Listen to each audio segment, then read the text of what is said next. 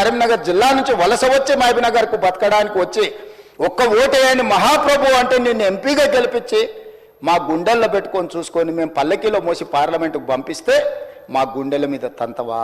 ఇది నీ నీతి, నీ జాతి. నువ్వు వచ్చి ఇక్కడ వచ్చి మమ్మల్ని తప్పుపడతావా?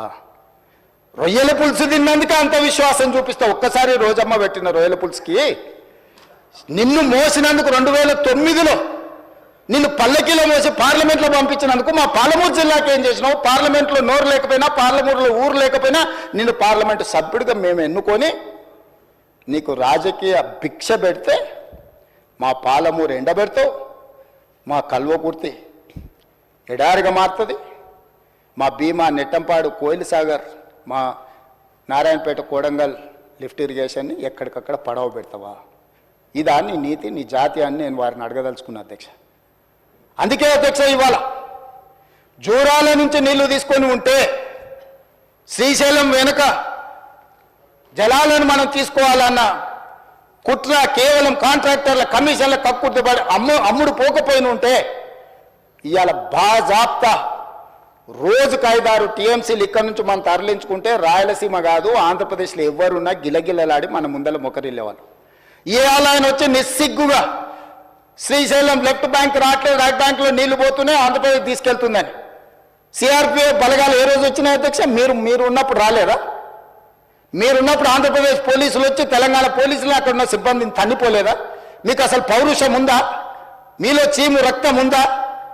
ఆంధ్రప్రదేశ్ నుంచి పోలీస్ సిబ్బంది వచ్చి తెలంగాణ సిబ్బందిని తన్నిపోతే కూడా సిగ్గు లేకుండా ఫామ్ హౌస్లో పండుకున్న మీరు ముఖ్యమంత్రి, మీరు ప్రభుత్వం ఉన్నప్పుడు సిఆర్పిఎఫ్ బలగాలు తిష్ట వేస్తే నాగార్జున సాగర్ ప్రాజెక్టు మీద మన్ను తిన్న పాముల్లాక ఉన్న మీరు ఈరోజు మమ్మల్ని తప్పుపట్టి మీరు చేసిన పాపాలు అన్నిటిని మా నెత్తి మీద నెట్టేసి నోరు ఉంది కదా అని వాగి మమ్మల్ని తప్పుపట్టాలనుకుంటున్నారా?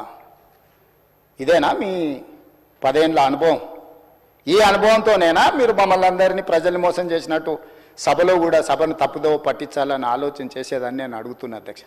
అందుకే ఈరోజు ఈ ప్రాజెక్టులను పూర్తి చేయాలి యుద్ధ ప్రాతిపదికన. మీరు అప్పులు తప్పులు చేసి ఇక్కడ కొంప ముంచిపోతే కూడా దాన్ని చక్కదిద్దుకుంటూ ఒకటొకటిగా పరిష్కరించుకుంటూ ఆ ప్రాజెక్టులను ఎట్లయినా పూర్తి చేయాలని నిన్న మొన్న సీతారామ సాగర్లో మా తుమ్మల నాగేశ్వరరావు గారు, మా ఉత్తమ్ కుమార్ రెడ్డి గారు, ఆ జిల్లా మంత్రులందరూ కష్టపడి అక్కడ ప్రాజెక్టులను ఒక కొలికి తెచ్చే ప్రయత్నం చేస్తారు. పాలమూరు రంగారెడ్డి ఎత్తిపోతలను చేయాలనుకుంటున్నాం. శ్రీశైలం లెఫ్ట్ బ్యాంక్ కెనాల్ని మేము వచ్చిన తర్వాత 10 ఏళ్ళు నువ్వు పడవ పెడితే మళ్ళీ ప్రారంభించినాం. అనుకోకుండా ఒక ప్రమాదం జరిగింది అధ్యక్ష. ప్రమాదం జరిగి ప్రజలు చచ్చిపోతే, అక్కడ ఉన్న కార్మికులు చచ్చిపోతే సానుభూతి చూపించాలి, కుటుంబాలను ఆదుకోవాలి, కుటుంబాలను పరామర్శించాలి.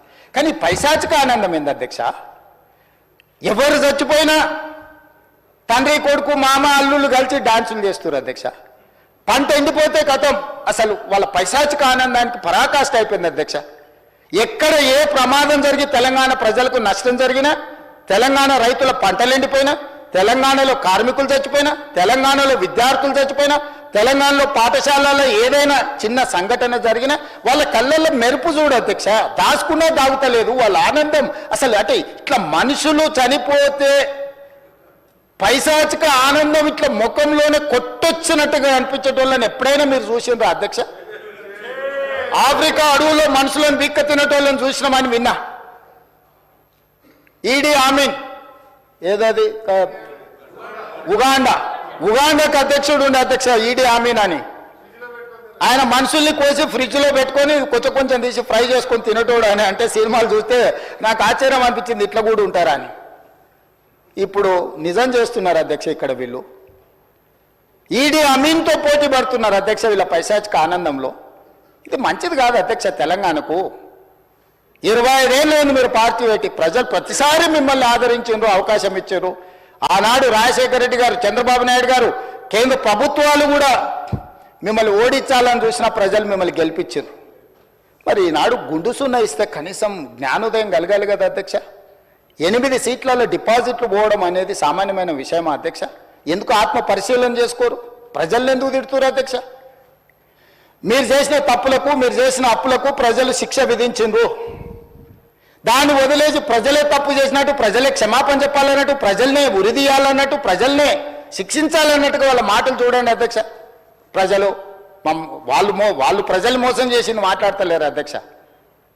ప్రజలను తిట్టేది ఏంది అధ్యక్ష? ప్రజలు విఘ్నులు. ఎప్పుడు ఎవరికి ఏ రకంగా చెప్పాలనో ఇండికేట్ చేయాలనో ఇండికేట్ చేస్తారు అధ్యక్ష. భూకంపం కూడా ఒకటేసారి అది అధ్యక్ష. ఫస్ట్ కొంచెం కదిలి మళ్ళీ కొంచెం ఆగి కొంచెం కదిలి తర్వాత భూకంపం అధ్యక్ష. తుఫాన్ ముందలు కూడా ఒక ప్రశాంతత కనిపిస్తుంది అధ్యక్ష. తెలంగాణ సమాజం కూడా తుఫాన్ ముందు ప్రశాంతత లాగా 2022 నుంచి 23 నుంచి వరుసగా అట్లా చూపిస్తూనే ఉన్నారు వాళ్ళ గంభీరత్వాన్ని. ఇప్పటికైనా జరిగిన పరిణామాల అంచనా వేసుకొని పరిశీలించుకొని వచ్చి కూర్చొని ఒక బాధ్యత కలిగిన ప్రతిపక్షంగా ఇక్కడ ఉండి మంచిని మంచి చెడును చెడు మీ అనుభవాన్ని ఉపయోగించి విశ్లేషించి విడమర్చి మాట్లాడితే ప్రజలు ఆమోదించేటోళ్ళు అధ్యక్ష.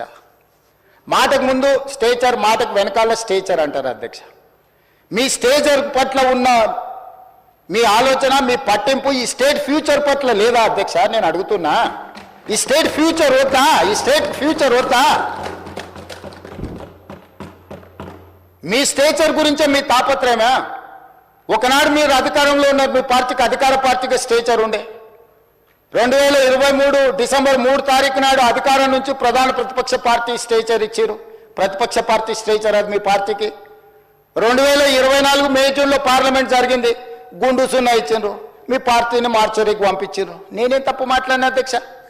ఏమన్నా నేను? ఆనాడు మీరు అధికారంలో ఉన్నారు, స్టేచర్ ఉండే. తర్వాత ప్రతిపక్షం స్టేచర్ పడిపోయింది. ఆ తర్వాత గుండు సున్నా వచ్చి 8 డిపాజిట్లు పోయినాక మార్చరీలకు పోయిందని అన్న అధ్యక్ష. నేనేమన్నా అధ్యక్ష? అందులో తప్పేముంది అధ్యక్ష? బీఆర్ఎస్ ఈరోజు మార్చరీలో ఉందని నేను చెప్పిన అధ్యక్ష. దాన్ని ఒక వ్యక్తిని అన్నట్టుగాను, పెద్ద ఆయన్ని చంద్రశేఖరరావు గారిని నేను అన్నట్టుగా హరీష్ రావు గారు, కేటీఆర్ గారు చిత్రీకరిస్తున్నారు అధ్యక్ష. అంత కుత్సిత స్వభావం నాకు లేదు అధ్యక్ష. చంద్రశేఖరరావు గారి దగ్గర ఉన్న కుర్చీని 4 కోట్ల తెలంగాణ ప్రజలు గుంజుకొని నన్ను తెచ్చి ఇక్కడ కూర్చోబెట్టారు అధ్యక్ష. ఇంకేముంది అధ్యక్ష చంద్రశేఖరరావు గారి దగ్గర నేను తీసుకోవడానికి? వారి దగ్గర ఉన్న ప్రధాన ప్రతిపక్ష హోదా. ఆ ప్రధాన ప్రతిపక్ష హోదా ఎవరికి కావాలి అధ్యక్ష?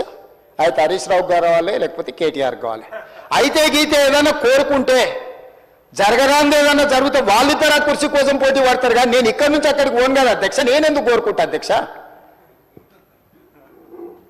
ఇది సింపుల్ లాజిక్ కదా అధ్యక్ష. నాకెందుకు ఆపాదిస్తున్నారు అధ్యక్ష అట్లాంటి తప్పుడు మాటలు అన్నిటినీ? నేను అట్లా కోరుకుంటలేను అధ్యక్ష. 100 సంవత్సరాలు ఆయురారోగ్యాలతో చంద్రశేఖరరావు గారు ఉండాలి, వారు ఆ ప్రతిపక్షంలో అట్లనే ఉండాలి, నేను ఇక్కడనే ఉండాలి, వారు సూచనలు చేస్తూనే ఉండాలి, నేను మంచి పరిపాలన అందిస్తూనే ఉండాలి, మా ఆర్థిక మంత్రి గారు మాకు నిధులు అందిస్తూనే ఉండాలి అధ్యక్ష. ఇది మా ఆలోచన అధ్యక్ష, ఇది మా భవిష్యత్ కార్యాచరణ. నేనెందుకు కోరుకుంటా అధ్యక్ష? నాకెందుకు?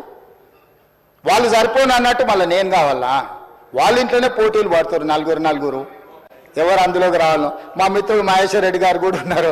మంచి మనసు ఉంటే మాతో పాటు ఇక్కడ కూర్చుంటాడు, ఈ రోజు కాకపోతే రేపైనా. ఏమున్నది అధ్యక్ష, నాకు మంచి ఫ్రెండే, నేనేం కాదంటలేను అధ్యక్ష.